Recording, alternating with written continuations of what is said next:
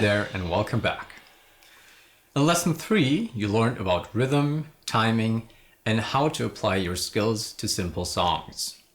In this lesson, we'll introduce power chords, a vital element in rock and punk music, and the technique of palm muting. Power chords, also known as fifth chords, are popular in rock and punk music due to their aggressive and powerful sound. They are made up of just 2 notes and consist of the root note and the fifth of the scale. They are very versatile and easy to play on the guitar.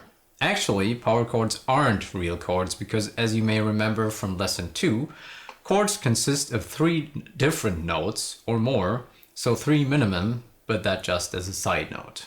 To play a power chord, place your index finger on a fret of your choice on the low E string, the 4th fret for instance. Add your ring or pinky finger on the A string 2 frets up the neck. Only strum these 2 strings. If you fret the A string with your ring finger, you can add the octave by fretting the D string with your pinky on the same fret as the ring finger. At this point, you also might want to add some distortion to your guitar tone. You can move this shape up and down the neck to create different power chords. For example, if you're on the 3rd fret, it's a G power chord. If you move it to the 5th fret, it's an A power chord. You can move this shape to the next couple of strings as well, but only to the A and D strings.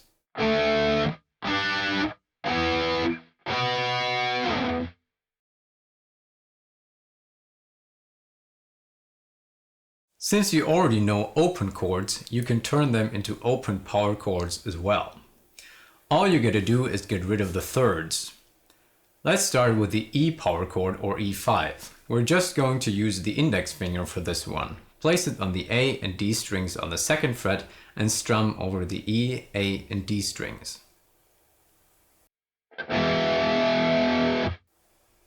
Another way of playing this chord is to use index and middle finger to fret the A and D strings on the 2nd fret and fret the G string on the 4th fret. Now you can strum over all strings. Alternatively, just mute the G string with your index finger.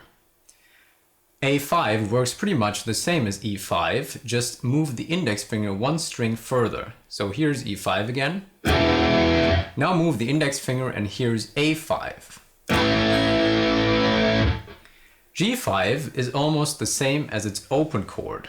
Place the fingers on the fretboard as if you were to play the G major open chord, but don't press down the A string with your index finger. Instead, mute it with your index finger or middle finger, then strum over all strings. And the last one is D5. Here again, place your fingers on the fretboard as if you were to play the D major open chord, but mute the high E string with your middle finger.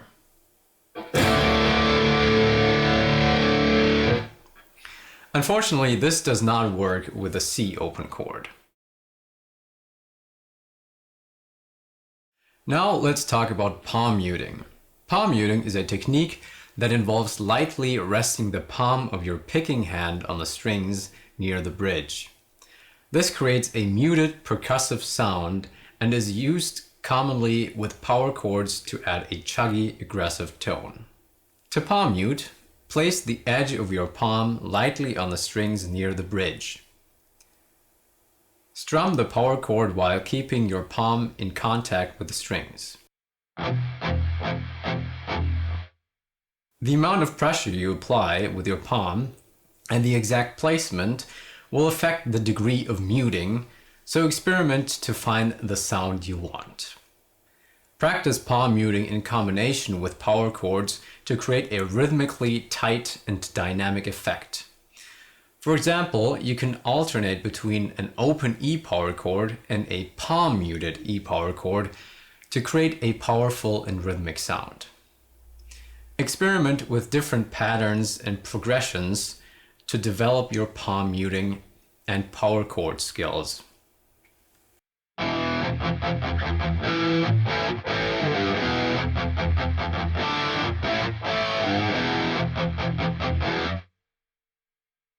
Here's your homework for this lesson. Practice playing power chords in different positions on the neck. Experiment with palm muting and try to find the right balance between muting and letting the chords ring. And apply your power chords and palm muting to simple songs of riff ideas to experience how these techniques are used in music. There are thousands on the internet to choose from. In the next lesson, we'll delve deeper into chords and explore bar chords. But for now, enjoy practicing and I will see you there in the next lesson.